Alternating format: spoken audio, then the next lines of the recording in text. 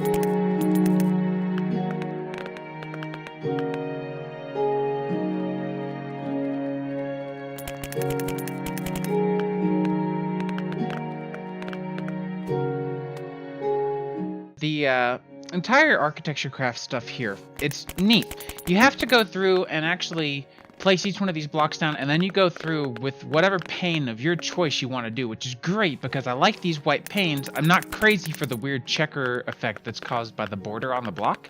So these actually get rid of the checker and add a nice material of your choice outline to the block area. So I'm absolutely in love with these things. They're really great, and I think for any future window paints we end up doing, I'll probably be using these.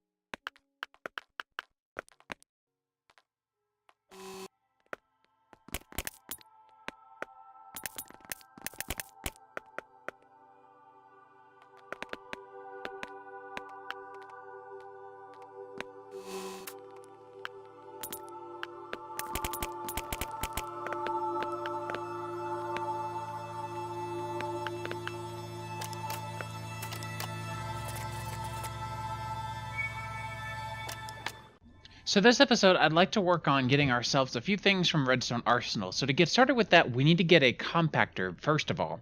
Without the compactor, we can't make these plates out of Flux Electrum Blend, so we need to go ahead and get that. But I have no real place to put this compactor down, so I think what I'm going to do is move everything around a little bit. I think we can put the atomic reconstructor over in the new multi-block building we made, because after all, we're going to be making those materials there with the Empowerer more often than not anyways. So let me grab a few flux ducts and get some wiring done over there. That way we can get this kind of sort of set up. For now, I'll just toss down the compactor and we'll see how long it lasts. I'll probably end up moving it here shortly. So let me go over here and get this kind of wired up. I'm not really sure where I'm going to put it, to be honest, but maybe we can figure something out. How about like over here maybe?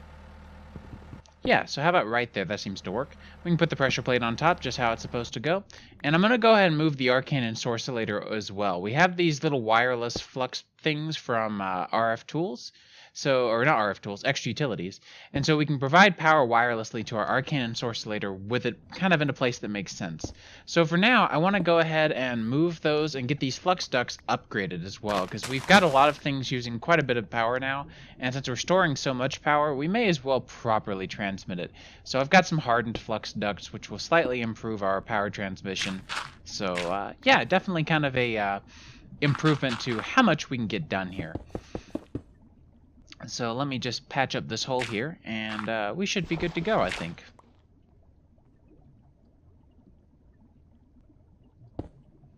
Alright, so I want to get started with a few upgrades for this guy first of all, because this guy is going to be too slow for as much stuff as we need to craft in the long run.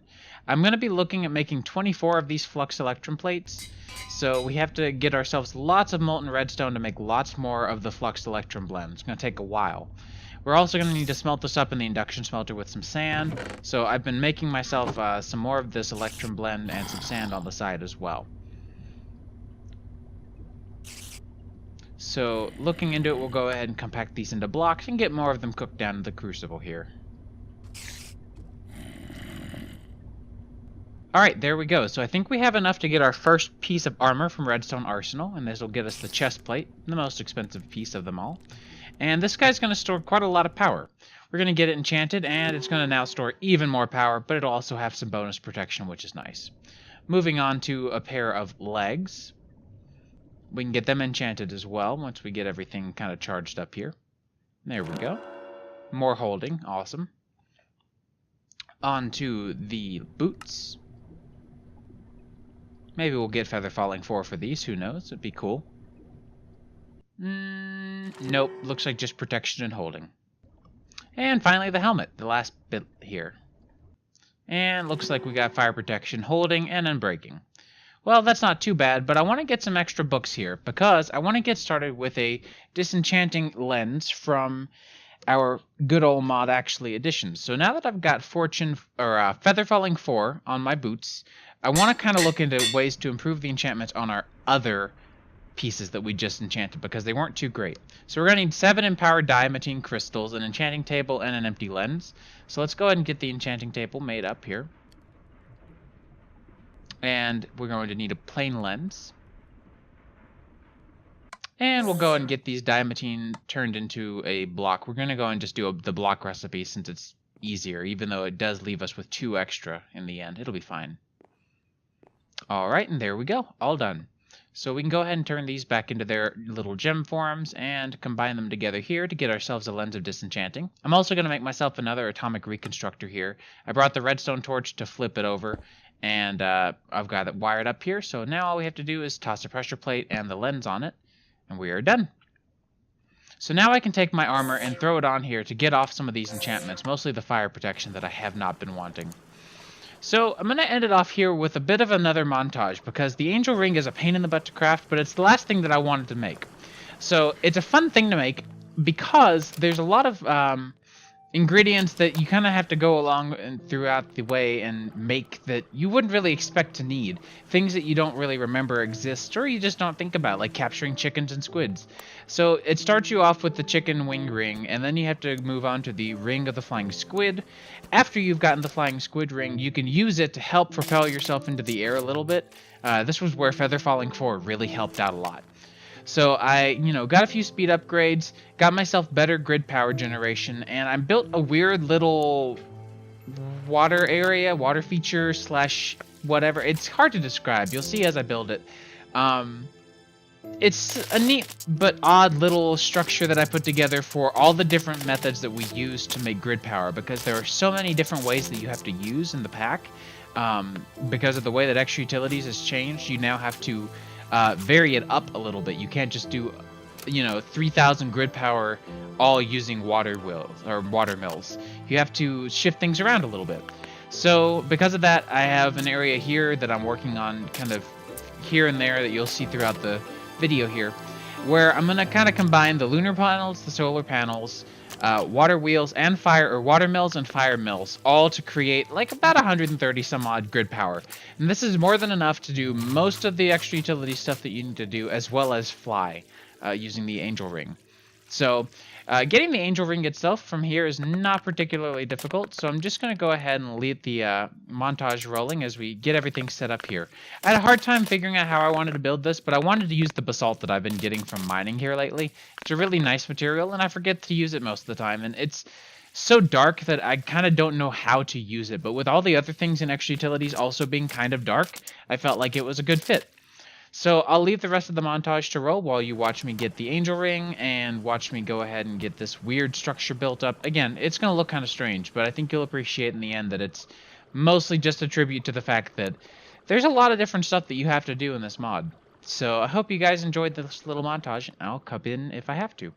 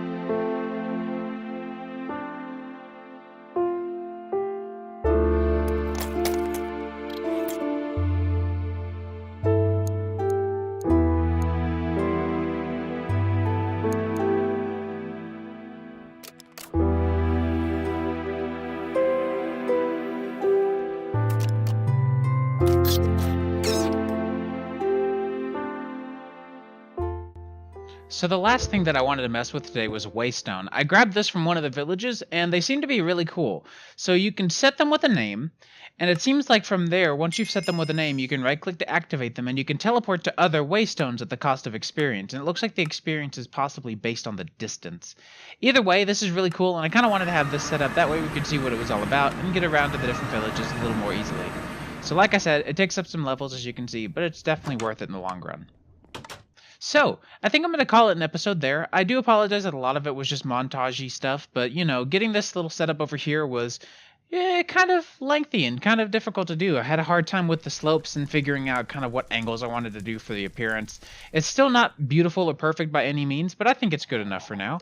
And our power here, by the way, since I switched over to these MV capacitors, or HV capacitors, storing up all of our energy and then distributing it to a flux duct, we've had no problems here with our energy transmission ever since. So I think this was just a problem with i.e. having a hard time converting over to a flux duct and just giving up after a while. I think this was a good solution, so if you're doing something similar, definitely look into it yourself. So, I hope you guys enjoyed this episode and are liking the series. Sorry they've been kind of infrequent, but I will see you guys in the next one. Take care.